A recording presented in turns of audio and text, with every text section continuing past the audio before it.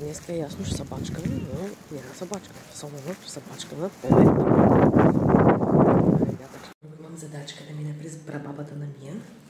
Те са ни са бачки. В посока колата се монтират пътни знаци и ограничен е достъпът до аварийната лента. Ти бъди Ела на listenmoto.bg или в Отстъпка за трапезни маси и столове. Разгледай многобройните ни предложения за модерни мебели и аксесуари за дома на супер изгодни цени. Виж повече на Miomax.bg. Не пропускай и специалните ни... Пристигнах. Много е готино. Честно казано, не ми се прибира в града. В неделя, като бяхме тук, колкото и тежка работа сме вършили, после като се прибрах и се саднах. Много ми стана тъпо. Въобще нито ми се ходи на работа, нито ми се живее в този град, нито нищо не ми се прави. Тук искам да си живея в тази къща, да си правя някакви работи и да ям каквото изникне. Но не може. И тук си плеве едни малки тревички. Между другото, в Англия имахме периоди, в които работихме на часовка и само плевяхме. 3 месеца плевени. 3 месеца. 8 часа на ден плевени. Само плевиш.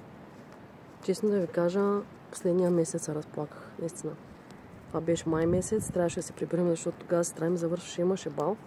Нямах търпение просто да излезем холидей и... Наистина съм плакала пред двете. Това плевене е едно и също нещо. Мен ме обърка да плеве, обаче едно и също нещо да правиш 3 месеца подред. Е просто убийствено, хора. Тук са ми се хванали ягодките. Тук също имам. Ето тук. Беше има ягодки. Няма да са с килограмите, но си има нещо. Ето тук си насях лука. И след малко ще го заровя. Естествено заваля дъжд. Това ми е гледката. Вчера попаднах на една публикация на дивата белокарница на Шени Жълтия и видях, че са си набрали и теменушки. И сега, като се разходих в съседния парцел, видях, че има супер много теменушки и съм си набрала толкова хубаво мирише. Точно на бомбоните теменушки. Ще потърся рецепта в техният профил. Мисля, че може да се направи сироп с захар от теменушки. Мога да си ги замразя. Също така, като ги щукате на кашичка и се поставят на разранено място или суха кожа, подпомага възстановяването на кожата. Мисля, че мога да се направя лимонада с тях. Все пак имам и такъв уред, който изсушавам. Мога да ги изсуша и да си ги запазя, за да си направя студен чай на лято. И съм много хепи. Не се берат много лесно, защото са много дребнички, обаче вярвайте ми, цялата поляна мириш на теменушки. Това е част от моята градина. Направила съм си на лехички. Избрала съм да си направя градината на лехи, не защото не само защото ми е супер подредено така и красиво, ами защото са на някакви малки площи. Осъзнах, че с моят проблем с гърба, дисковата херния, не мога да си позволя да копая дълго време и големи площи. Не, че не мога, но като си дам зор, много ме боли. И когато са на такива малки лехички, си копкам с едно малко гребленце или... Да.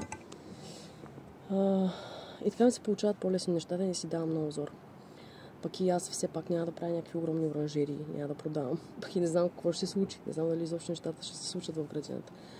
Като цяло изкопах си малко от почвата, разроках я, добавих каменно брашно, което е супер полезно за почвата изобщо. Имаме микроорганизми, с които ще полея после. И ще чакаме да видя какво ще се случи.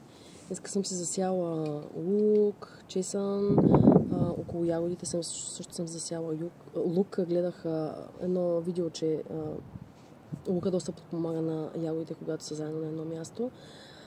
Засяла съм подправки, магданос, копър, мента, джоджан, киселец, репички, моркови, рукола и вече съправих бамя, спанак. Ще видя какво ще се случи. Нямам търпение вкъщи, Раса ми е тръгнал и това е толкова голямо щастие. Не знам, в смисъл, някои хора не се кефят наистина на това, обаче аз адски много се кефя. И въобще, честно да ви кажа, ама грам не ми се стъпва в града. Ако не трябваше да се изкарват някакви пари, с които да живеем, честно казвам, въобще нямаше да стъпвам в града. Тук ми е толкова хубаво, спокойно. Толкова отдавна мечтаехме за къща. Естествено, всеки си представя някаква голяма, хубава къща. Нашата къща не е много голяма, малка е, но на мен ми е достатъчна. Важното е, че я има и че се случиха нещата, защото вече бях изгубила надежда. Толкова много години търсихме, цените са толкова високи. А това беше просто наистина някакъв много голям късмет. И нямаше нужда да теглим някакъв огромен заем. В момента ни е много трудно, но се справяме. Имаме работа, което е супер, защото ако нямаме работа, няма как да се справяме. Да, с градинарството ще видим как ще се случват нещата. Но вярвам, че като има желание един човек, винаги нещата се случват. Така или иначе. В крайна сметка, каква я свърших днеска, тъй като погледна, сигурно нищо не съм свършила. Пък аз се спрях. Чудо. Всяко едно дърво. Всичките трябва да се отсекат, защото всичките са изсъхнали. Засях се тук нещата. Спаначета, морковчета, репички, рукола. Тук са ми подправките. Направих си една пътечка с старите тухлички. Всичко влиза в употреба. Тук са ми ягодите. Къде тук са се показали някои живите, които са останали. Тук ще има лук и чесън. Тук направих място за краставици. Ще засея. Тук ще си сложа цветенца, засях някакви медоносни. И тази мивка трябва да се изпразни от тези боклуци. Изглежда много малко нещо. Аз направо се убих. Аз съм се спряла.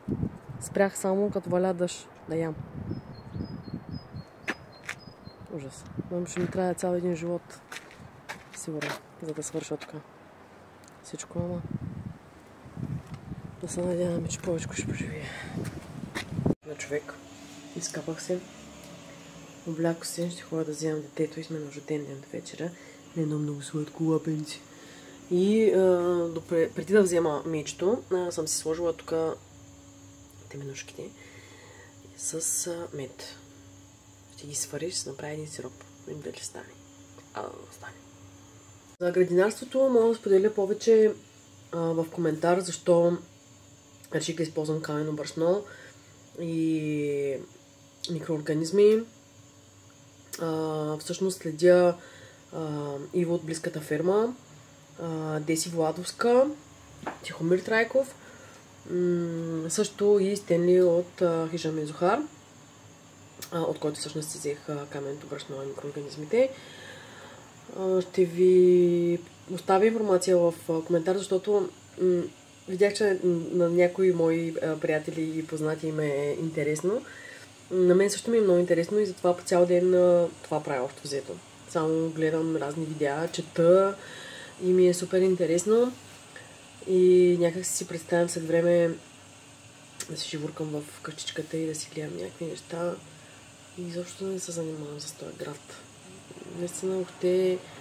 Знам, че няма как да стане, но много ми е на сърце. В смисъл, много ми е готино, като го правя. И въобще вчера, като си видях Расата, че се е показал, просто няма си да представя какво щастие си едно виждаш детенцето си, което се засял там. Не знам. Днеска говорих с бабата на моя мъж и тя точно така, вика, ти си нямаш на представа, вика, аз преди ходих, вика, гледах, даже ако не е излязло, нали, семенцето, ходя да го робя, да го видя дали аджаба е тръгнал. И като го видя и ми стане много хубаво, нали, виждаш труда си как разцъфва и, нали, растението те гледа и ти го гледаш него и някак си живота придобива смисъл. И затова това ми е, не знам, готино ми. Така че ще ви споделя в коментар или в поста за каменното брашно и за микроорганизмите.